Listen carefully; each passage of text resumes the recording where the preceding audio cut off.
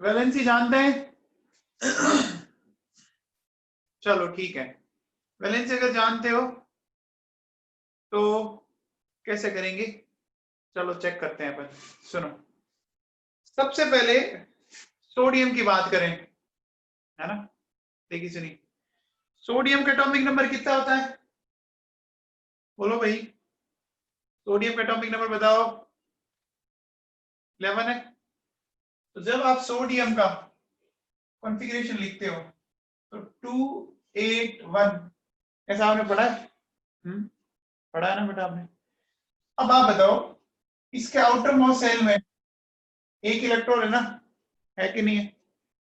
एक इलेक्ट्रॉन अगर ये लूज कर दे, है ना, इलेक्ट्रॉन अगर ये लूज कर दे, क्या आ जाएगी? 1 आ जाएगी। इसकी वैलेंसी क्या आ जाएगी? 1 आ जाएगी। बोलो। देखो, सोडियम जिस फैमिली का एलिमेंट है ना, तो उस फैमिली में जितने एलिमेंट है ना, सबकी फिर 1 ही आएगी, है ना। कौन कौन? जैसे सोडियम, पोटेशियम, रुबीडियम, सीजियम, ये जितने भी हैं, इन क्या आएगी?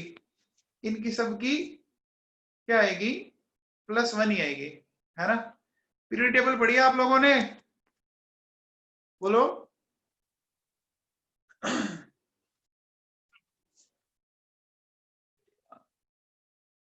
वेट कर रहे हैं। हाँ जी, अगर हमें किसी एलिमेंट का निकालना है तो क्या, उसका atomic mass divided by valency करनी है उसकी, ठीक है ना। क्या लेंगे? Atomic mass divided by valency करनी है अपने को, ठीक है ना। बेटा जो बच्चे, अगर आपको समझ में आ रहा है तो ठीक है, नहीं तो अपन रिपीट करेंगे वापस ये, ठीक है ना। ये वापस अपन रिपीट करेंगे, ये वापस बनाऊंगा मैं। एक तो ये टाइम से आते नहीं है।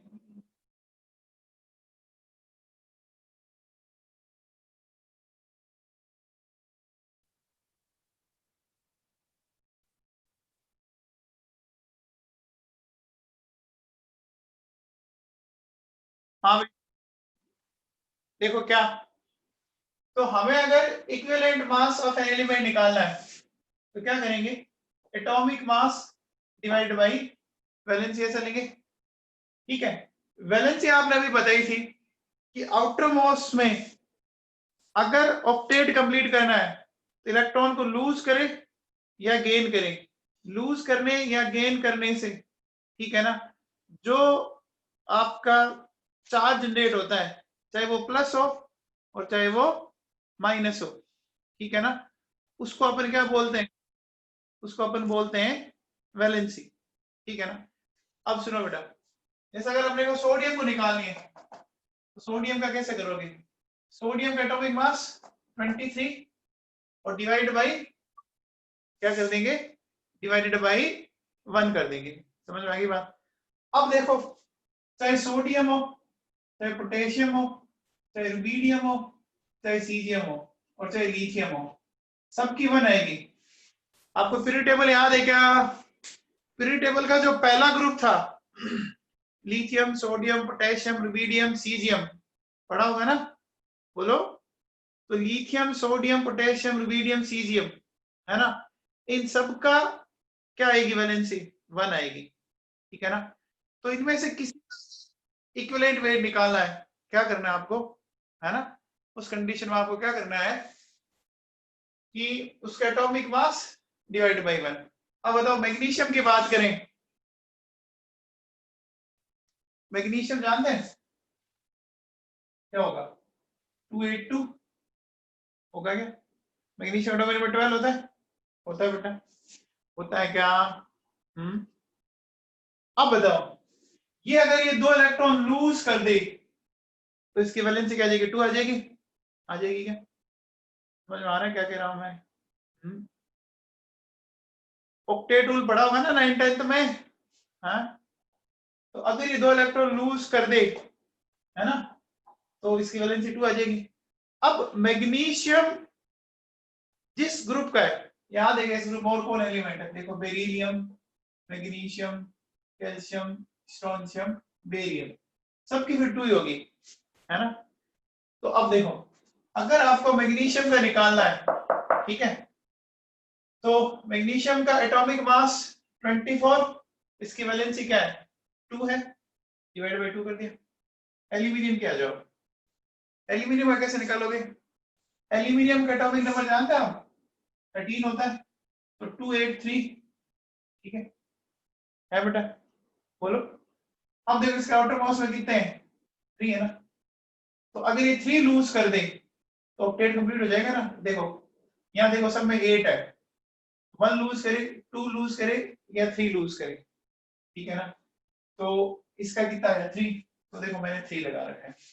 अब बेटा एक बात सुनो, कैल्शियम की बात करते हैं, तो कैल्शियम किस ग्रुप में है, जिस ग्रुप में मैग्नीशियम है ना, वही है ना। तो मैग्नीशियम की अगर 2 है ना, तो फिर कैल्शियम की भी 2 है, बेरियम की भी 2 है, स्ट्रोंशियम की भी 2 है, सबकी 2 आएगी। तो देखो डिवाइड बाय 2 ही किया मैंने, है ना।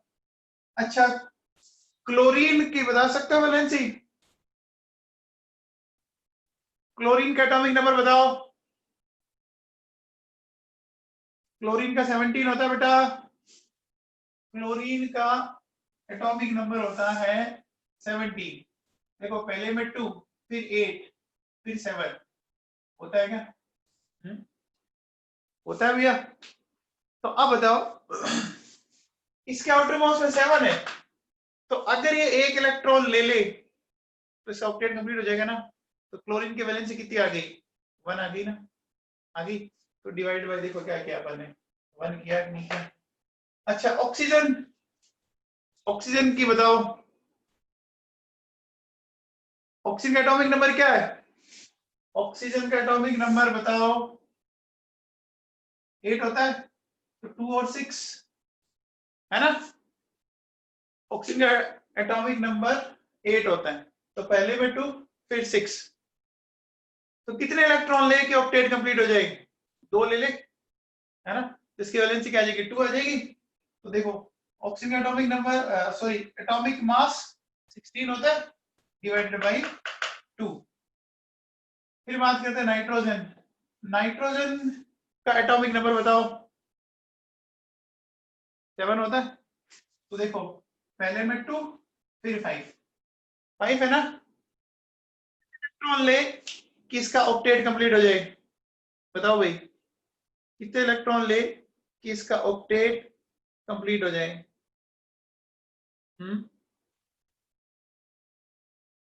3 ले ले, इसका मतलब इसकी वैलेंसी क्या आ जाएगी 3 आ जाएगी, आ जाएगी। तो देखो हमें कभी भी किसी एलिमेंट का निकालना हो तो क्या करोगे, उसका एटॉमिक मास है ना, और डिवाइडेड बाय क्या करना है आपको, उसकी वैलेंसी। अरे समझ में आएगा, बोलो क्या ये बात समझ में आई। हाँ कार्बन का निकाल लेंगे, कार्बन की वैलेंसी, वो कोवलेंट कंपाउंड बात करेंगे। हाँ जी कार्बन की वैलेंसी 4 होती है,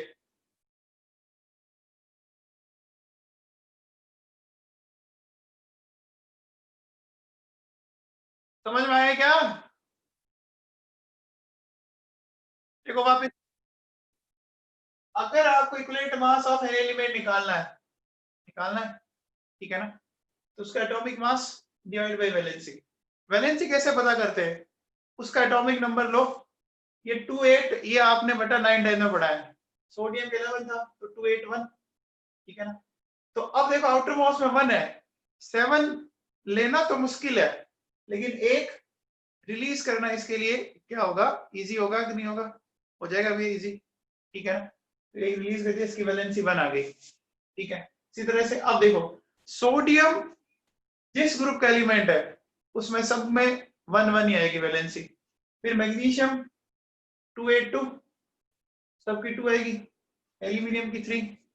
तो जो वैलेंसी है ना उससे मैं डिवाइड करता गया नहीं करता गया, समझ में आ गया। अब देखो बेटा सुनो, अगर हमें मॉलिक्यूल का निकालना है वो कैसे करेंगे, सुनना ढंग से, थोड़ा सा दिमाग लगा के देखो।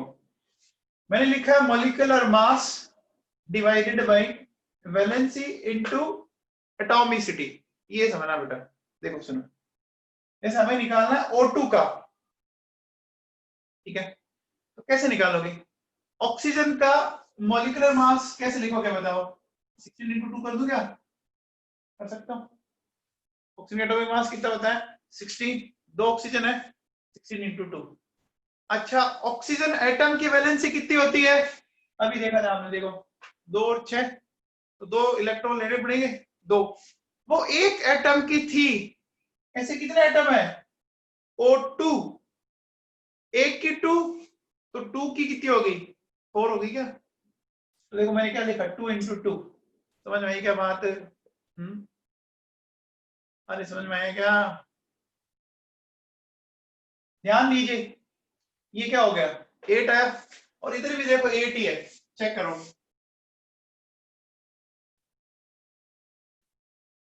और यहाँ भी 8 है, चेक करो। आपने ऊपर भी 2 से मल्टीप्लाई किया, तो नीचे भी 2 से मल्टीप्लाई किया। तो चाहे आप मॉलिक्यूलर मास लेके निकालो और चाहे एटॉमिक मास लेके निकालो, कोई फर्क नहीं पड़ रहा है, वही रह रहा है ना।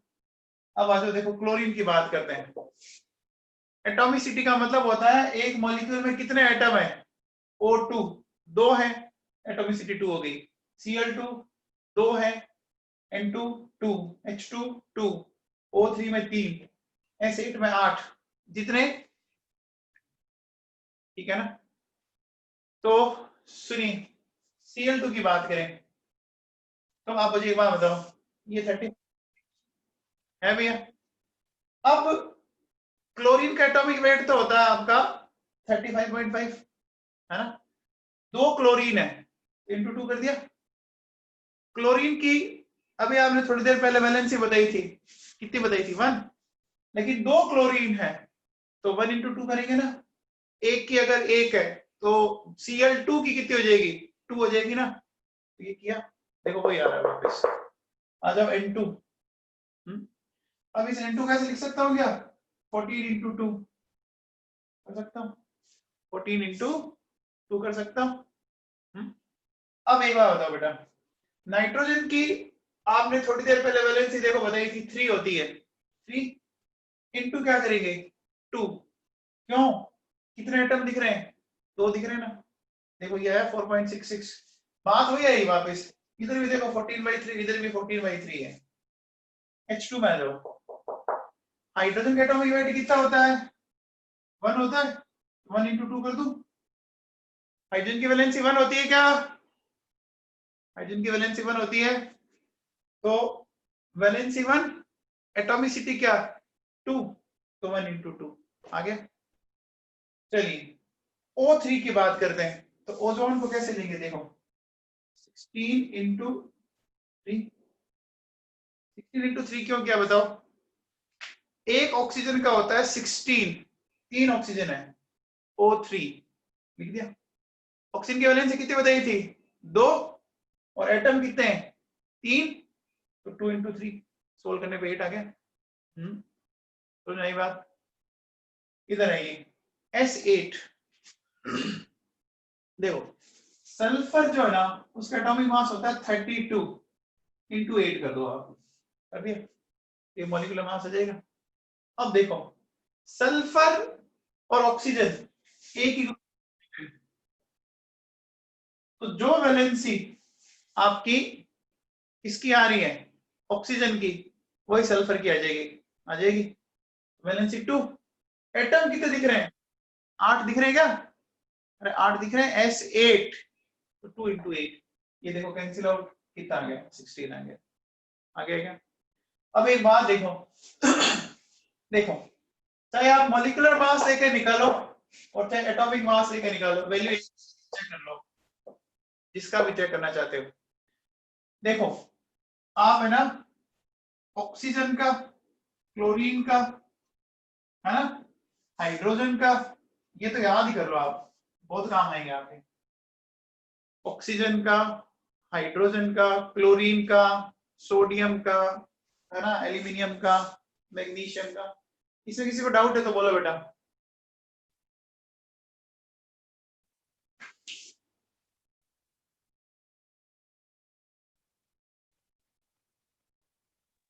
हाँ विश्वजीत। सर जैसे अभी एक एटम का ऑक्सीजन है ना सर, उसका इक्विवेलेंट वेट है ना सर 8 है, तो जैसे अभी 3-4 एटम लेंगे तो भी सर 8 ही रहेगा। हाँ 8 ही तो आ रहा है। ये ऐसे क्यों होता है सर? तो बेटा एटॉमिसिटी एक बार बता, यहाँ 8 एटम है सिर्फ, यहाँ एटम 2 हो गए, तो जिस प्रोपोर्शन में मास बढ़ा उसी प्रोपोर्शन वैलेंसी भी तो बढ़ी ना। समझ आई बात? हेलो। ओजोन का एटॉमिक मास 16 है, सॉरी ऑक्सीजन का, तो O का 16 है तो O2 का क्या हो गया 16 इंटू 2 32। एक ऑक्सीजन की वैलेंसी 2 है तो O2 की वैलेंसी होगी 4, तो वो भी डबल और नीचे भी डबल, तो ओवरऑल चीज क्या रहेगी, कांस्टेंट रहेगी ना। ऊपर भी 2 से मल्टीप्लाई हुआ और नीचे से भी 2 से होगा, हो गया कि नहीं हो गया? समझ आएगा विश्वजीत?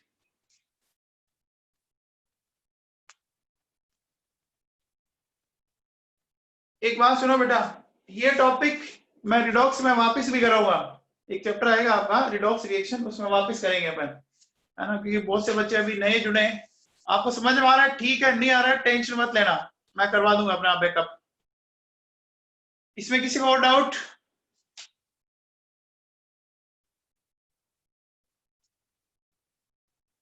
नोट कर लिया सबने?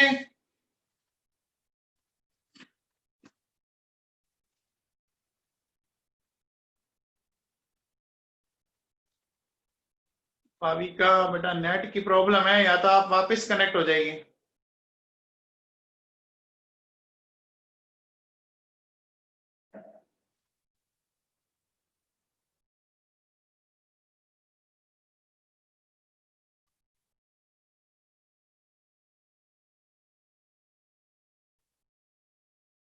ध्रुव भामा, ये टाइम है क्लास का?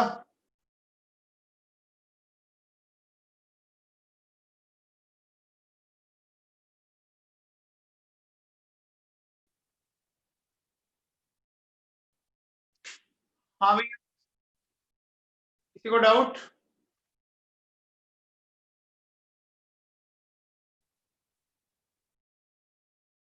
चले आगे।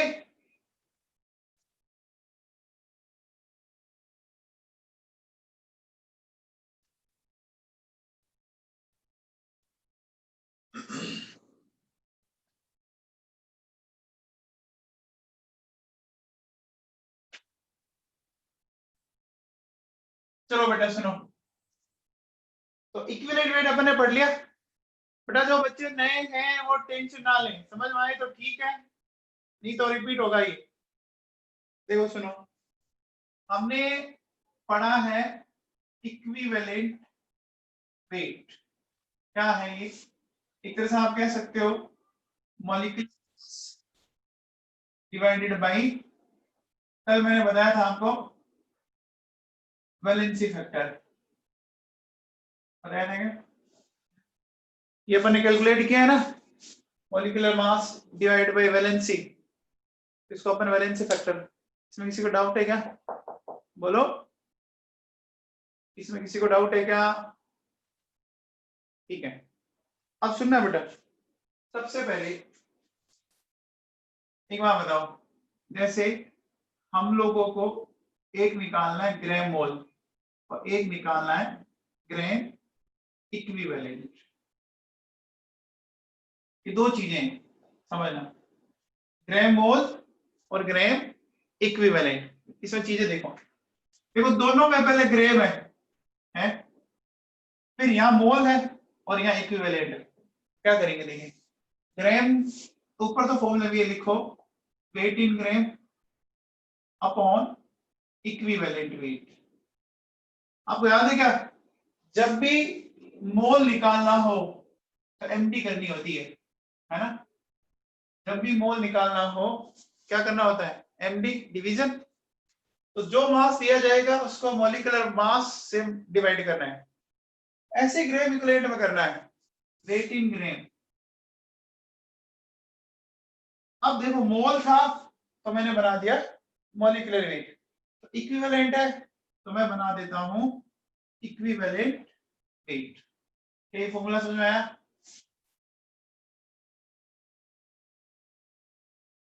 अरे फॉर्मूला समझ में है क्या? ग्राम ऊपर लिख दो, फिर जो आगे है मोल है डिवाइड बाय मॉलिक्यूल। चलो इसका बताओ मुझे, इसके फॉर्मूले बताओ। Gram atom and gram ion, बताइए क्या लिखोगे फॉर्मूला, जल्दी से बताओ।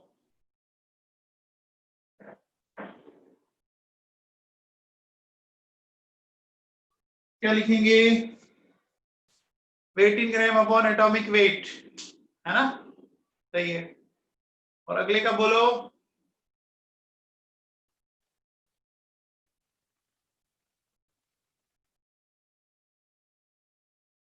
हाँ और क्या, देखो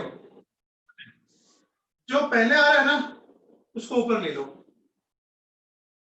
wait in gram upon atomic mass या एटॉमिक वेट, जो भी लिखना चाहो। फिर wait in gram upon ion है तो आयोनिक वेट। ऐसा कर सकते हैं अपन। समझ में आया? अरे फॉर्मूले समझ में आए क्या? आसान है, बोलो। फॉर्मूले समझ में आ गए? अब देखो ये लास्ट वाले दो मैं एक बार हटा देता हूँ, अपने कोई अभी काम में नहीं लेने। अब बताओ ये जो इक्विवेलेंट वेट है, ये देखो क्या था, ये molecular weight divided by valency factor है क्या? तो देखो क्या हो जाएगा, वेट इन ग्राम, ये जो इक्विवेलेंट वेट है उसकी जगह मैं ये लिख रहा हूं, देखो molecular weight divided by valency factor, ऐसा लिख सकता हूं क्या? इक्विवेलेंट वेट इसके इक्वल है तो इसकी जगह मैंने ये रख दिया। समझ में आया? अब देखो ये चला जाएगा ऊपर, देखो wait in gram upon molecular weight, और ये आ गया, आ गया क्या? इसको क्या बोलोगे बताओ?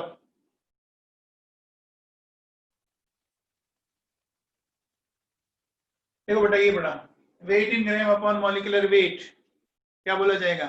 ग्राम मोल बोला जाएगा। इसका मतलब क्या हो गया? ग्राम इक्विवेलेंट क्या हो जाएगा? ग्राम मोल इनटू वैलेंस, बोल सकते हैं क्या? बोलो, ऐसा बोल सकते हैं क्या? ग्राम इक्विवेलेंट क्या हो जाएगा? Gram mole into into valence factor. क्या ये बात समझ में आई?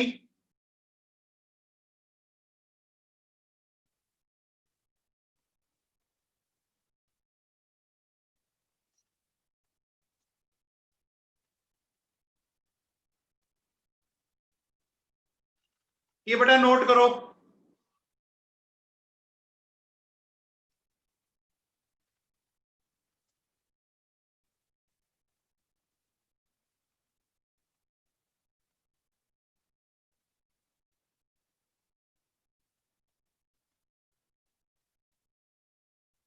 यहां तक कोई डाउट है तो बोलो।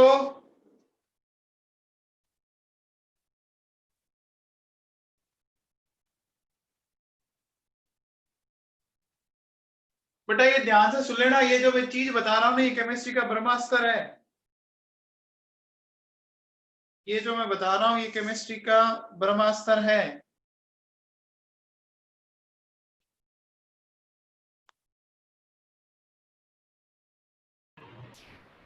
हाँ लविस, सर एक बार वैलेंसी फैक्टर वापस बताना सर। कौन सा वैलेंसी फैक्टर क्या बताऊं? वैलेंसी फैक्टर वापस बताना सर। नहीं नहीं किसका बताऊं वैलेंसी फैक्टर? जो वैलेंसी होती है उसी को वैलेंसी फैक्टर बोलते हैं बेटा। अच्छा सर। सर लास्ट फॉर्मूले वैलेंसी फैक्टर बताना सर एक बार, लास्ट फॉर्मूले का। ठीक है,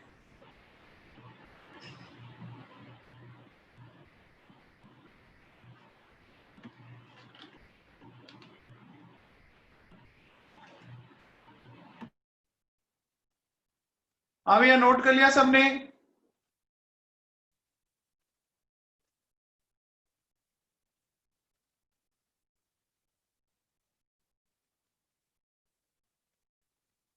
नोट कर लिया क्या?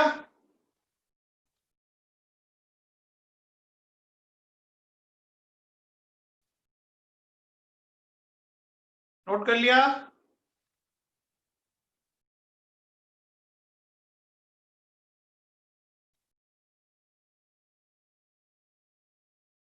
देखो सुनो बेटा, इक्विवेलेंट वेट कल हमने सीखा था, molecular mass divided by valency factor. Valency factor क्या होता है? वैलेंसी फैक्टर क्या बताया था मैंने? जो वैलेंसी होती है उसी को वैलेंसी फैक्टर बोलते हैं। अभी सीखा। ऑक्सीजन की वैलेंसी फैक्टर कितना बोला था? 2 बोला था। बोलो।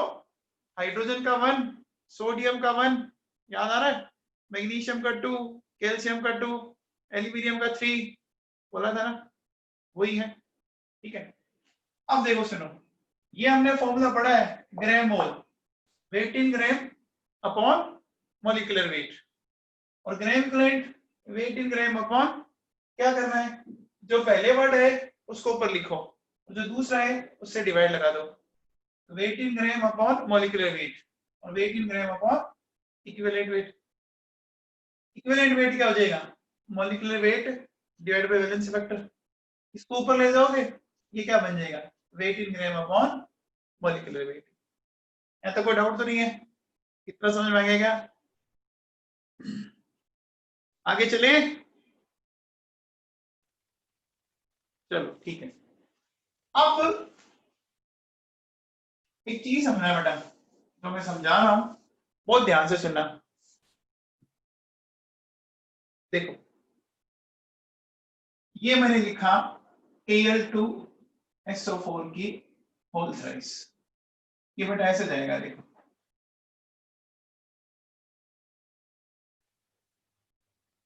देखो सुनो ढंग से, एक चीज समझना, हमेशा क्या होता है, खुद के नीचे जो लिखा होता है ना, वो उसके नंबर होते हैं खुद के नीचे, और जो दूसरे के नीचे लिखा होता है वो उसकी वैलेंसी होती है ना? समझ में आई बात? एल्यूमिनियम के खुद के नीचे क्या लिखा हुआ है, बताओ? 2 लिखा हुआ है, तो एल्यूमिनियम के मोल तो 2 है, ठीक है, लिखा हुआ है ना? और जो दूसरे के नीचे लिखा हुआ है वो इसकी वैलेंसी है, तो सल्फेट के बाहर क्या लिखा हुआ है? 3 है ना, वो इसकी वैलेंसी, तो Al+3 हो गया। सल्फेट के खुद के नीचे क्या लिखा हुआ है? 3, और इसकी वैलेंसी इधर है। आप इसको ऐसे सोचो, देखो वैलेंसी हमेशा क्या होती है, सर के ऊपर लिखते हैं ना आप, देखो यहाँ लिखते हैं। अब जब आपने किसी को धोख लगाया, तो आपका जो सर है वो उनके पाँव में जाता है ना? अरे जाता है क्या? जब आप किसी को धोख लगाते हो तो क्या करते हो, आप सर ऐसे लगाते हो ना नीचे, तो सोचो इसका जो सर है वो इसके पाँव में गया, इसका जो सर है वो इसके पाँव में आ गया। आ गया क्या? ये बात समझ आ गई क्या? बोलो।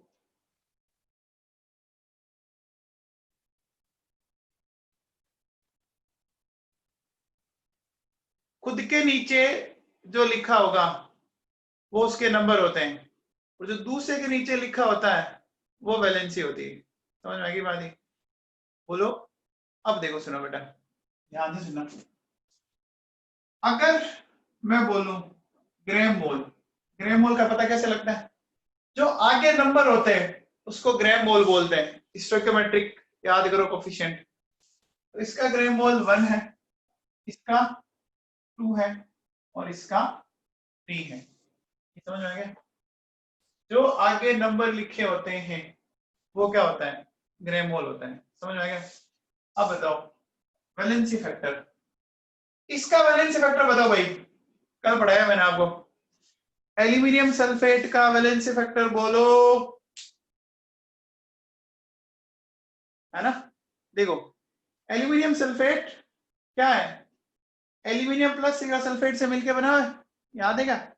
तो हमने क्या करा था, इन दोनों आयनों के चार्ज को मल्टीप्लाई कर दो, तो कितना हो गया? 6 हो गया। अच्छा बताओ इस एल्यूमिनियम का कितना है? अब बताओ एल्यूमिनियम का कितना है? 3 है ना?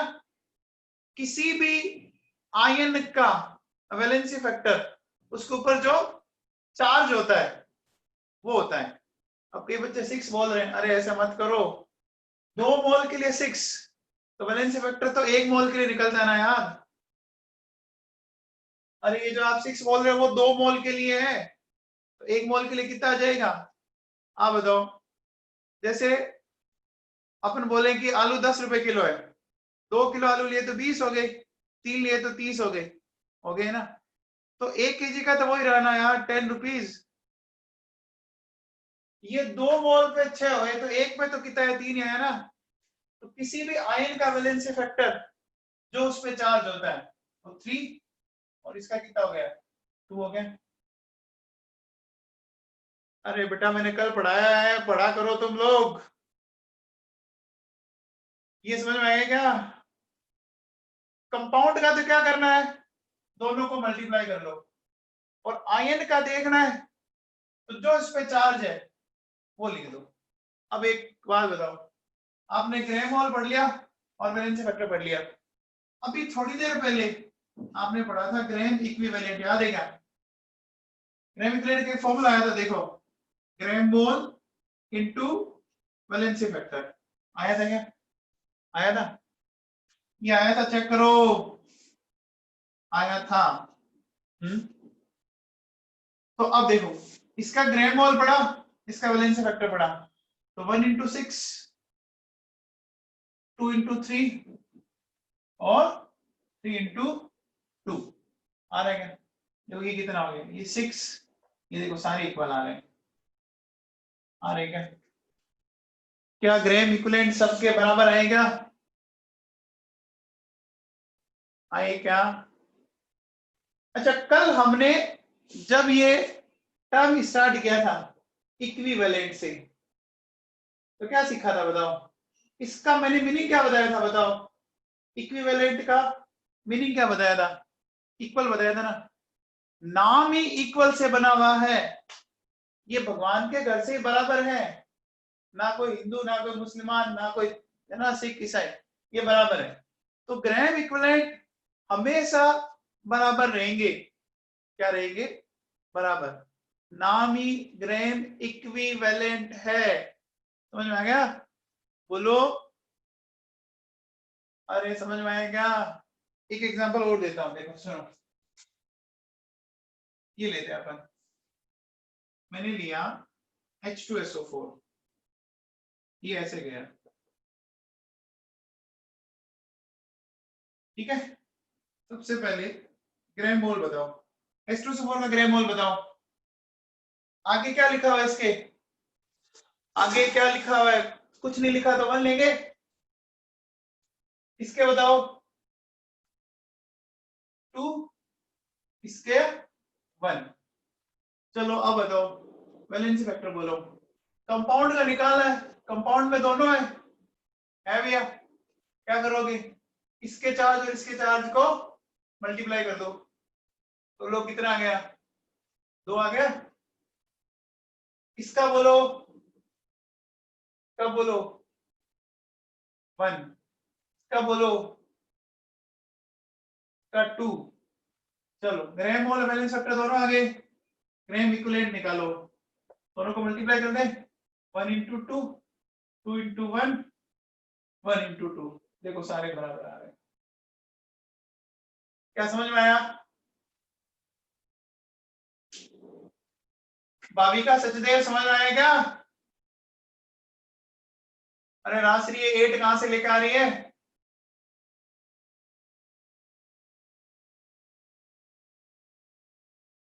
नंदिनी आर्या, आपको समझ में आया?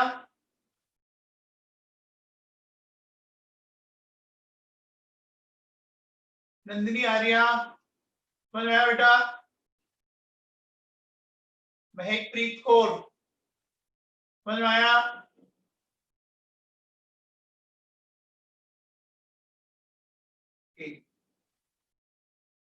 नेहल यादव,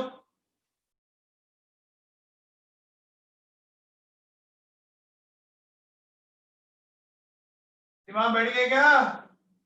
ठीक है, तो नाम क्या था? ग्रेम इक्विवेलेंट, ठीक है ना, यानी कोई भी रिएक्शन हो, रिएक्टेंट और सारे प्रोडक्ट के ग्राम इक्विवेलेंट हमेशा इक्वल होंगे, नाम ही वही पड़ा हुआ है। क्या ये बात समझ में आ गई?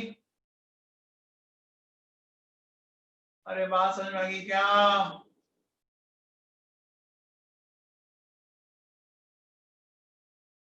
ठीक है, ये नोट करो, फिर लिखते हैं अपन।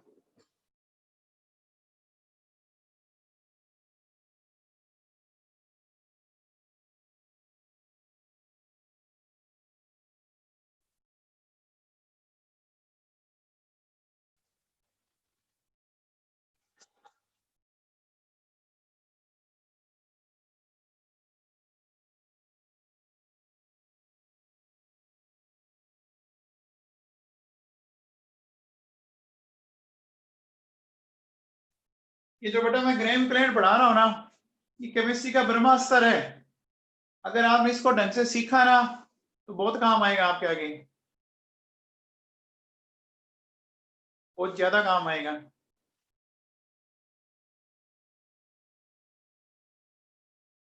चलें आगे।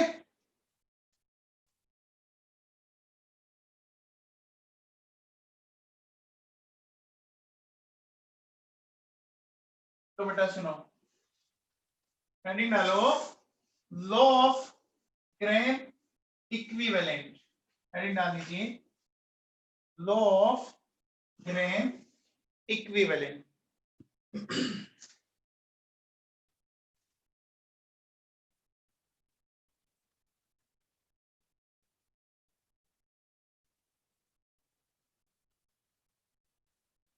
Law of gram equivalent.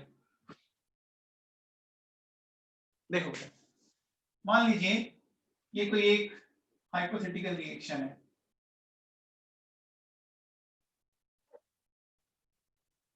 है ना, कुछ भी हो सकते हैं फैक्टर्स।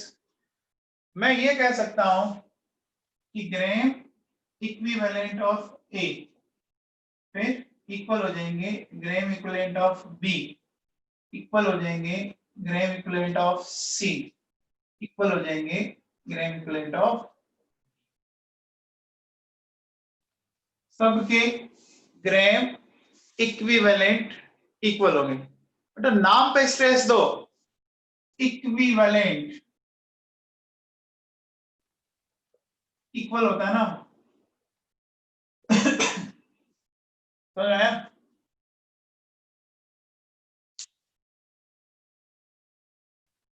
ग्राम मोल इक्वल नहीं होते, हो सकते हैं, लेकिन ग्राम इक्विवेलेंट तो हमेशा ही इक्वल आएंगे। क्या ये बात समझ में आई?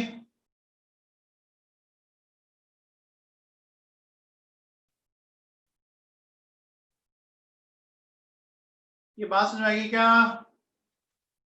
तो बोलो क्या लिखोगे?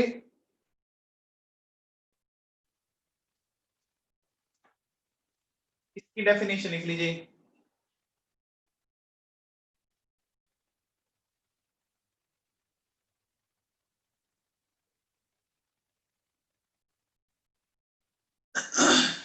डेफिनेशन लिखो बच्चों।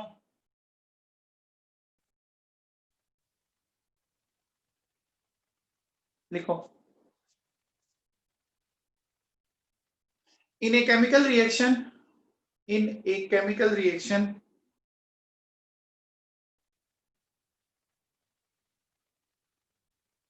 in a chemical reaction, बेटा वैलेंसी फैक्टर इक्वल थोड़ी ना है, वैलेंसी फैक्टर तो अलग अलग आएंगे, ग्राम इक्विवेलेंट इक्वल आएंगे। हाँ भैया लिखो, in a chemical reaction, gram equivalent of all reactant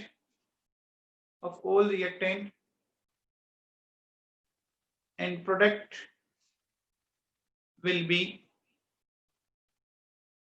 equal,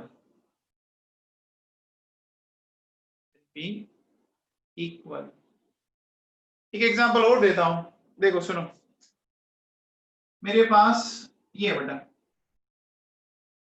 समझे आप,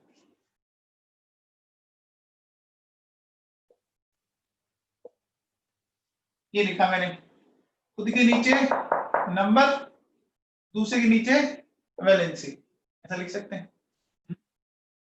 अब चलो सबसे पहले ग्राम मोल बताओ, इसका बताओ, ग्राम मोल बोलो 1, इसका बोलो 3, इसका बोलो 2, आ गया पक्का? ठीक है, चलिए अब बात करते हैं वैलेंसी फैक्टर, कंपाउंड का निकालना है। बताओ क्या करोगे, बताया था कल फंडा, दोनों के चार्ज को मल्टीप्लाई कर दो 6, इसका बोलो 2, इसका बोलो 3। भाविका देख वैलेंसी फैक्टर सिमिलर नहीं है इनके, भाविका सुन रहे हैं? अब बताओ ग्राम इक्विवेलेंट निकालना है, निकालें भैया, निकालो 1 into 6, 3 into 2, 2 into 3, सबके बराबर आ रही क्या, आ रही क्या? बेटा नाम ही अगर आप ध्यान से सुन लोगे ना तो सब कुछ समझ में आ गया यार। इक्विवेलेंट, इक्वल इक्वल इक्वल, ये चिल्ला चिल्ला के कह रहा आपको।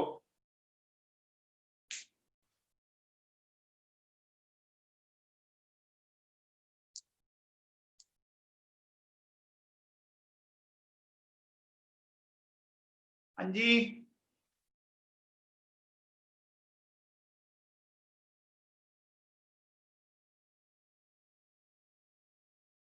हो गया साहब?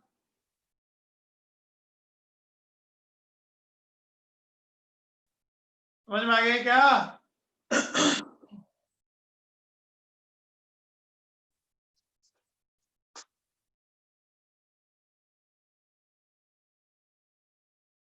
सिद्धि व्यास समझ में आया?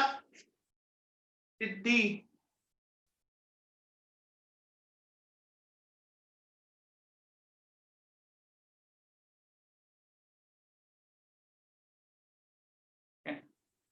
चलो बच्चों बात को आगे ले जाते हैं।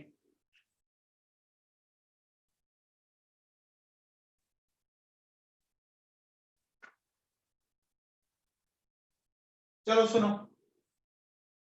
आपने अभी थोड़ी देर पहले ऐसे लिखा था क्या, ग्राम इक्विवेलेंट, क्या लिखा था बताओ, wait in gram upon equivalent wait, लिखा था क्या फॉर्मूला?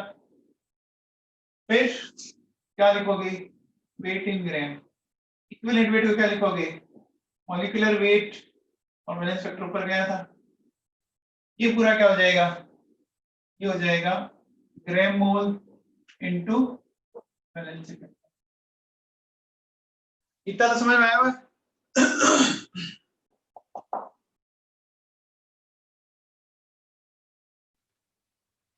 अरे समझ में आया क्या?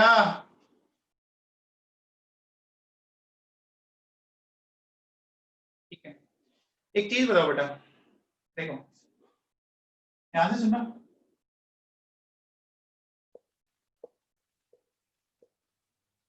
देखो ये मेरे पास 10 लीटर सॉल्यूशन है, ठीक है, इसमें मान लीजिए 5 मोल शुगर है,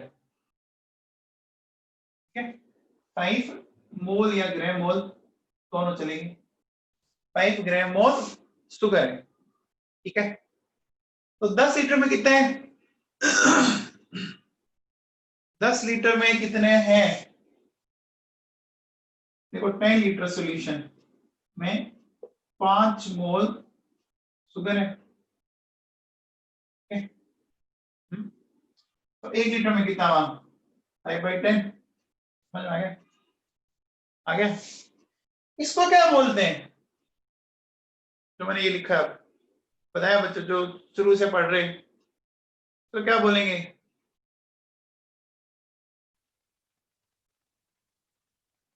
अरे सेठिया जी क्या कर रहे हो आप? हाँ सिद्धि सही है बेटा, इसको बोलते हैं मोलरिटी, वेरी गुड, तो बोलते हैं मोलरिटी। देखो भैया ये जो आया ना, आपने क्या देखा, gram mole divided by volume in litre. इसको क्या बोलते हैं? इसको बोलते हैं मोलरिटी, इसको बोलते हैं मोलरिटी। पढ़ाया मैंने। मान लो 100 लीटर के अंदर, ठीक है, आपके 10 मोल शुगर है। 100 लीटर में 10 मोल शुगर है, तो 1 में कितना होगा? 100 में 10 है, तो 1 में 10/100, तो कितना आ जाएगा? 0.1 आ जाएगा। तो जो आप 1 लीटर में निकाल रहे हो ना, उसी को क्या बोलते हैं? मोलरिटी बोलते हैं। ये पता है क्या? पढ़ाइए बेटा मैंने आपको यार। चलो आगे देखो, सुनो। एक ऐसा एग्जांपल और लेता हूं मैं। जैसे मान लीजिए मेरे पास ये 10 लीटर सॉल्यूशन, ठीक है, और इसमें मैंने बोला कि 5, एक काम करते हैं, मैंने ले लिया 2 ग्राम इक्विवेलेंट,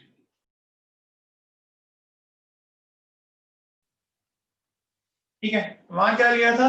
ग्राम मोल। यहाँ क्या ले रहा हूं? Gram equivalent. समझ आ रही बात? देखो वहां ग्राम मोल लिया था, यहाँ ग्राम इक्विवेलेंट ले रहा हूं। चेक करो। बताओ 10 लीटर के अंदर कितने हैं? 2 ग्राम इक्विवेलेंट है भी। तो 1 के अंदर क्या होगा? 2/10 आ गया। आगे इसमें तो दिक्कत ही नहीं है बेटा। ये जो निकला है ना, इसको नाम देते हैं नॉर्मेलिटी। तो क्या बोलते हैं? Normality, capital N। तो ये होता है gram equivalent divided by volume इन।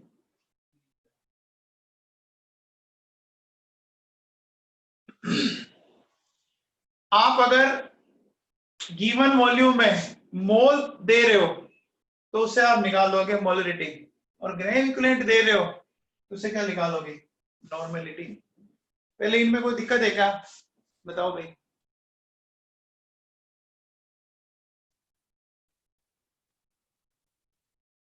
बच्चों को डाउट किसी को?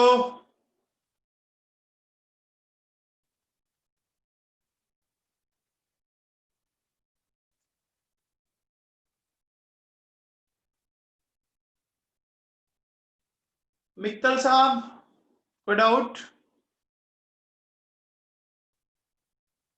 मित्तल साहब, ठीक है। तो एक वहां बताओ,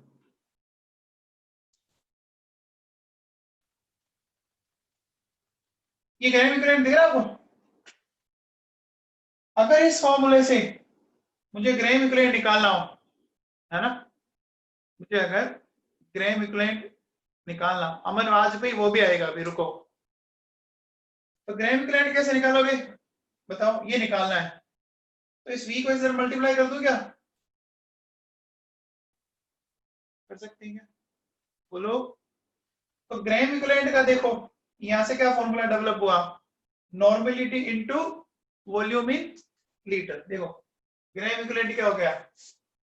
नॉर्मेलिटी और वॉल्यूम किसमें? लीटर में। तो मैं ग्राम इक्विवेलेंट में ये भी लिख सकता हूं, equals to normality into volume in litre. देखो यहां से देखो बेटा, मैंने ये किया है। ये बात समझ में आई? अरे ये बात समझ में आई क्या?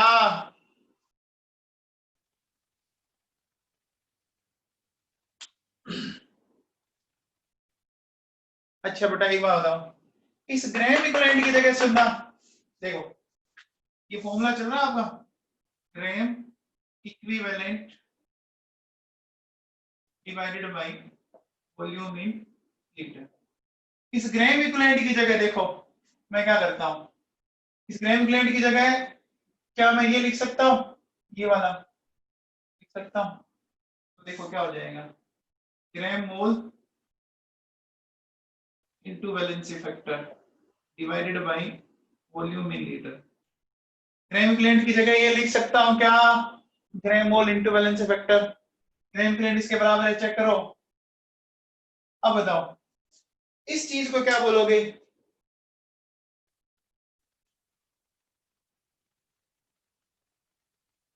इस चीज को क्या बोलोगे जो मैंने ब्लू से बंद कर रखा है, ग्राम मोल अपॉन वॉल्यूम, मोलरिटी बोला जाएगा। तो देखो क्या हो गया, नॉर्मलिटी आ गया, मोलरिटी इनटू वैलेंसी आ गया क्या, ये बात सुनाई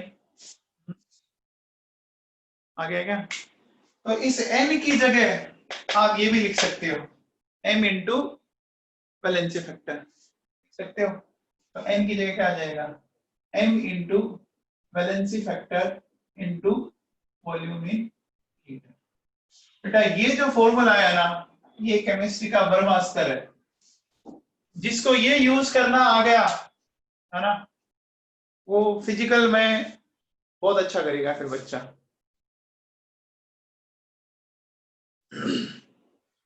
में किसी को डाउट है तो बोलो, अपने डाउट रखो।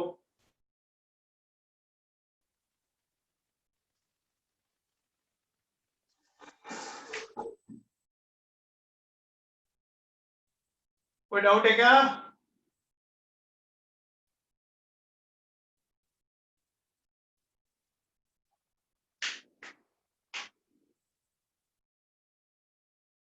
देखो बेटा सुनो, इसमें कोई डाउट, पहले बोलो इसमें डाउट है क्या, मोलरिटी वाले में डाउट है किसी को, किसी को भी है तो बोलो, नहीं है। अब इसमें किसी को डाउट है, ये वाला लिखा हुआ जो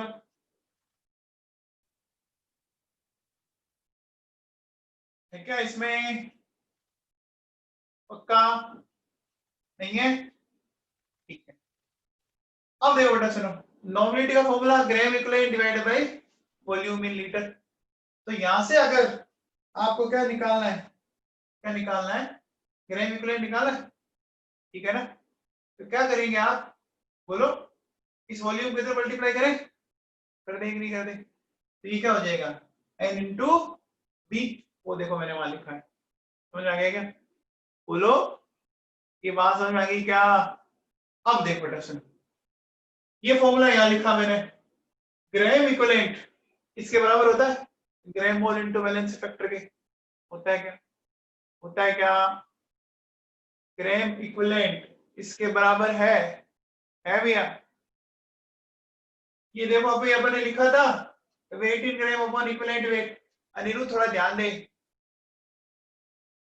इक्विवेलेंट वेट क्या होता है, molecular weight divided by valency factor होता है। तो वैलेंस फैक्टर चला गया ऊपर, ठीक है, और weight in gram upon molecular wait, ये क्या हो गया, ग्राम मोल हो गया। तो ग्राम मोल इनटू वैलेंस फैक्टर आ गया। अब चेक करो, इस ग्राम इक्विवेलेंट की जगह मैंने ये लिख दिया ग्राम मोल इनटू वैलेंसी फैक्टर। देखो ग्राम इक्विवेलेंट की जगह ये लिख दिया, ठीक है। अब देखो ग्राम मोल अपॉन वॉल्यूम, इसको मैं क्या लिख सकता हूं, मोलरिटी, ये बन गया नॉर्मलिटी, हो गया मोलरिटी इनटू वैलेंस फैक्टर। तो मैं n की जगह ये भी लिख सकता हूं।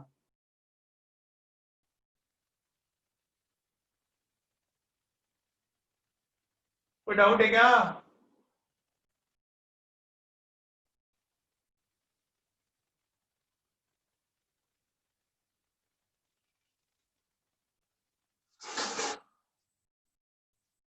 अरे समझ में आया क्या। ये भैया अगर आपने फॉर्मूले ढंग से पढ़ लिए ना, बहुत काम आएगा आपको। चलिए एक काम कीजिए, आप नॉर्मलिटी की डेफिनेशन लिखो।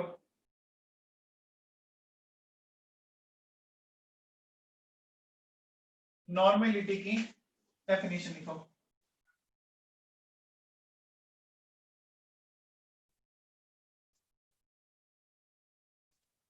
लिखिए,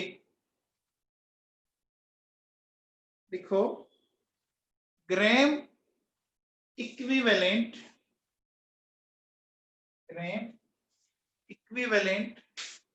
of solute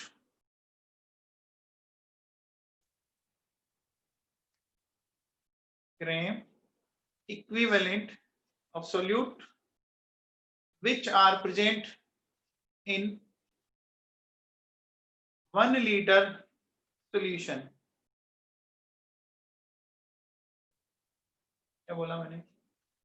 gram equivalent of solute which are present in 1 liter solution.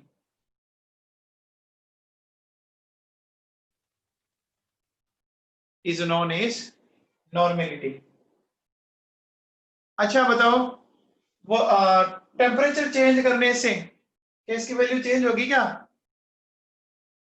Normality की होगी भैया? क्यों होगी? वॉल्यूम आ रहा है ना? वॉल्यूम आपको पता है टेम्परेचर चेंज करने पर चेंज होता है, ठीक है? समझ आ गया भैया? चलिए, अब अगर आपने ये तो ठीक है, देख ले।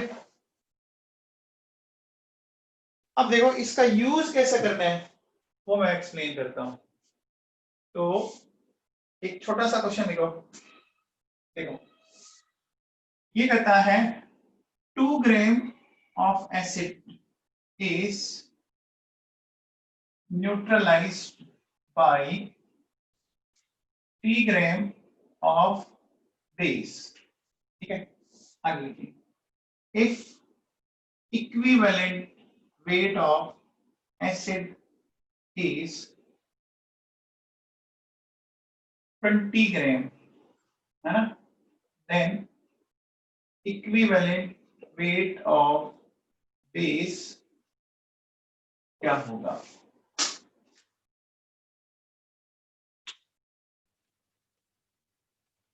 अब बेटा इस क्वेश्चन को कैसे करना है वो मैं आपको समझाता हूं, सुनना ढंग से। देखो बहुत ही आसान है। ये एसिड है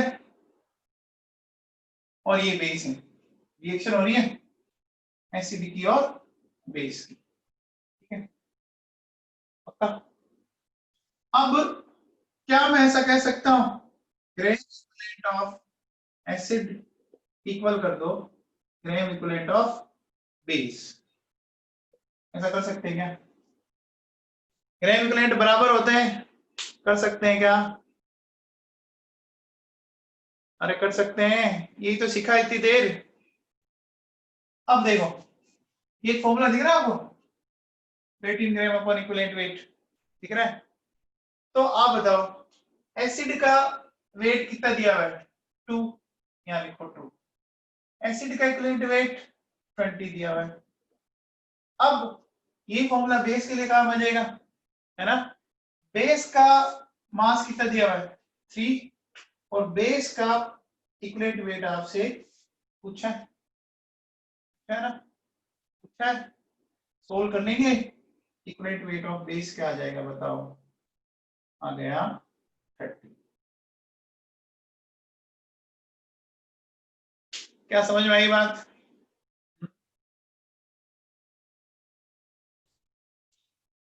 क्या ये बात समझ में आई?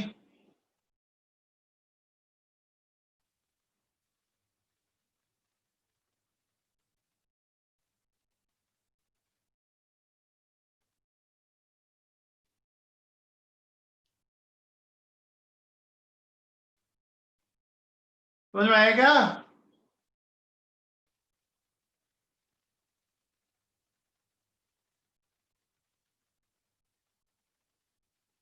चलो नेक्स्ट क्वेश्चन लिखो फिर।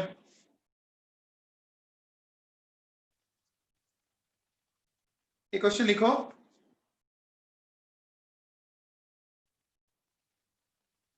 लिखिए नेक्स्ट क्वेश्चन लिखिए, metal oxide contains metal oxide contains 60% metal by mass. Metal oxide contains 60% metal by mass. Then calculate equivalent weight of metal.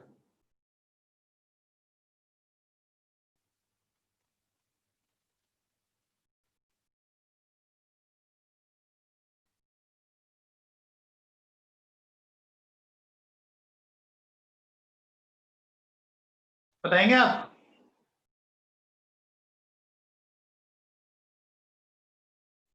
प्रज्ञा फलोदिया बताओ, प्रज्ञा फलोदिया बताओ।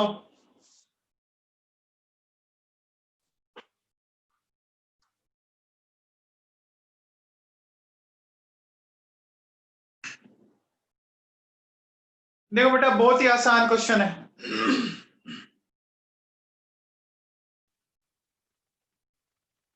हमने क्या बोला, देखो मेटल ऑक्साइड है, मेटल ऑक्साइड का मतलब मेटल और ऑक्सीजन, यही हुआ ना,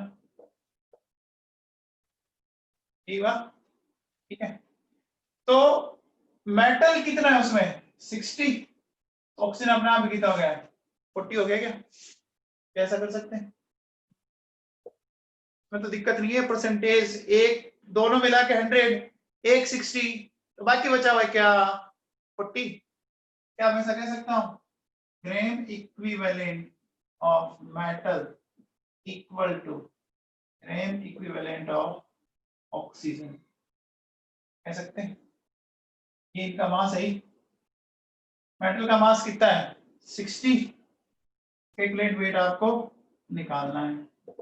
ऑक्सीजन का कितना है 40, ऑक्सीजन का इक्विवेलेंट वेट बताओ, मैंने बोला था याद कर लो, बताओ भाई ऑक्सीजन का 8 होता है। देखो ये चला गया, क्या आ गया बोलो, इक्विवेलेंट वेट ऑफ मेटल कितना आ गया, चला गया।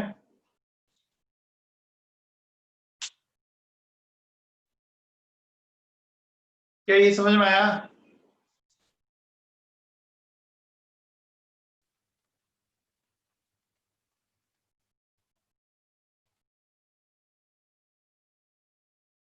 अरे समझ में आया क्या?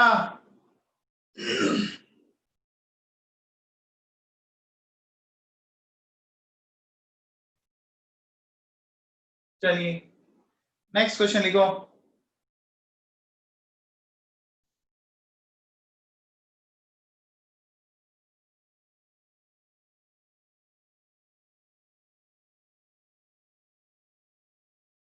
हाँ बेटा लिखिए, 2.8 ग्राम आयरन, 2.8 ग्राम आयरन, लिख पा रहे हैं आप? 2.8 gram iron displace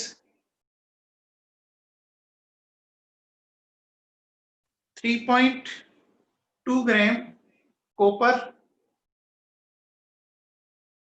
from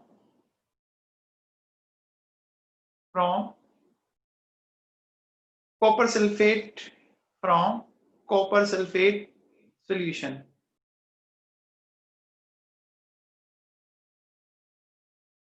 .8 gram iron displace 3.2 gram copper from copper sulfate solution.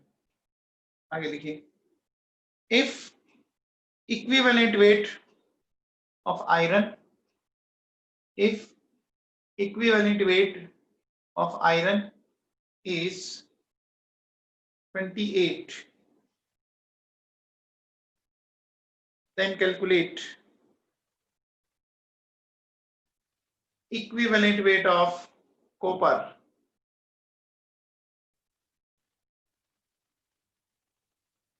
हो गया वेदांग? आज बहुत टाइम बाद आंसर है तेरा। देखो बेटा, जिन जिन के डाटा देना उनके ग्राम इक्विवेलेंट बराबर कर दो, कर दें। देखो कैसे, ग्राम इक्विवेलेंट ऑफ Fe इक्वल कर दो ग्राम इक्विवेलेंट ऑफ कॉपर, ठीक है। अब ये वाला फॉर्मूला लगाओ, Fe का कितना दिया हुआ है 2.8, स्पेकुलेट वेट गिवन है, इसका कितना दिया हुआ है 3.2, और ये आपको निकालना है, कर जाएगा, सोल्व कर लीजिए 30।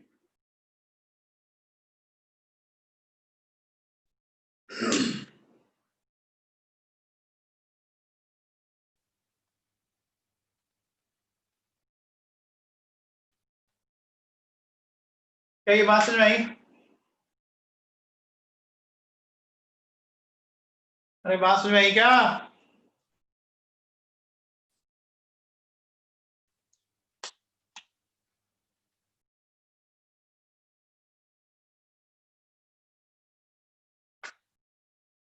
चलिए आज का लास्ट क्वेश्चन लिखो।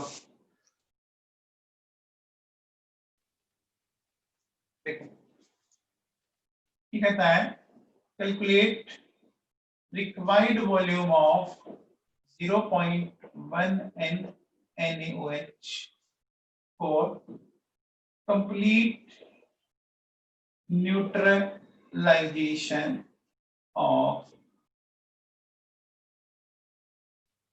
0.05 mole of H2SO4.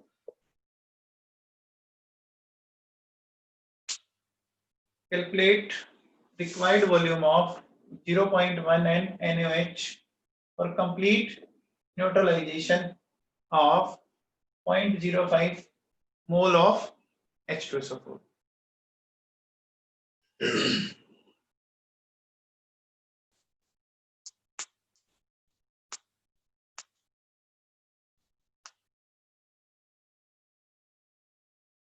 देखो बेटा क्या करेंगे, सुनो ढंग से, बहुत आसान सी बात है।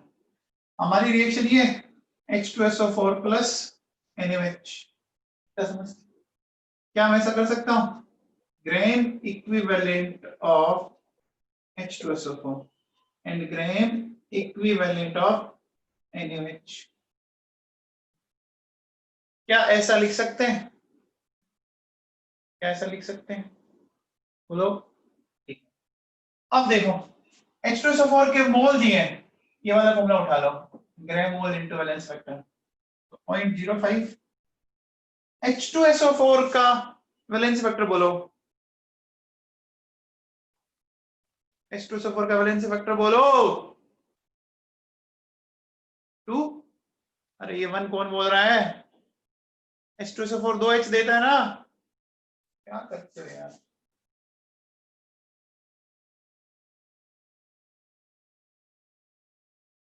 टू आएगा ना H2SO4 का, इसमें देखो +1, इसमें -2, 1 इंटू 2 2 होता है ना, वैलेंस फैक्टर 2 है।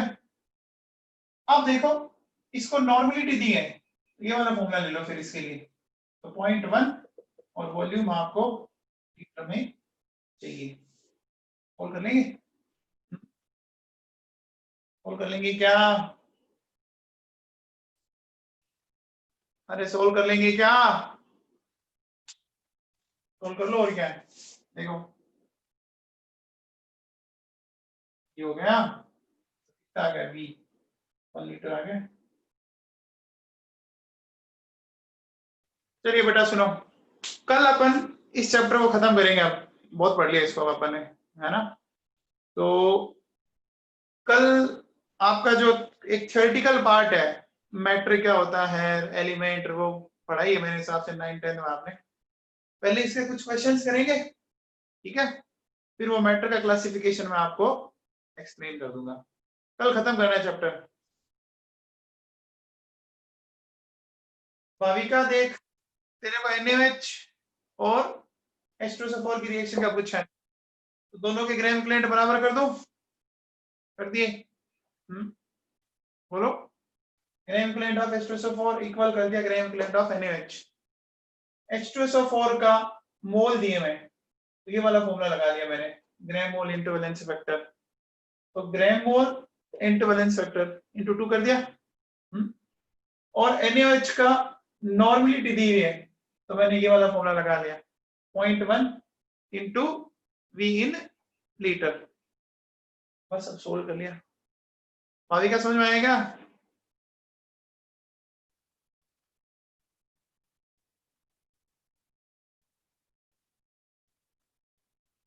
भाविका ओके। चलो बेटा कल ये सारे फॉर्मूले याद करके आना क्लास में, नहीं तो आना मत, ठीक है ना? सारे फॉर्मूले याद करके आना।